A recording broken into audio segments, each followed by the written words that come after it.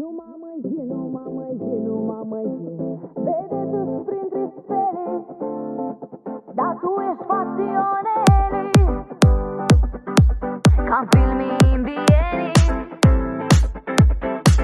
Tu m-ai văzut și chiar mi-ai surâs un pic, cumva cu îndârjire. Eu te-am crezut și chiar ți-am dat un pupic la prima întâlnire. Întâlnire.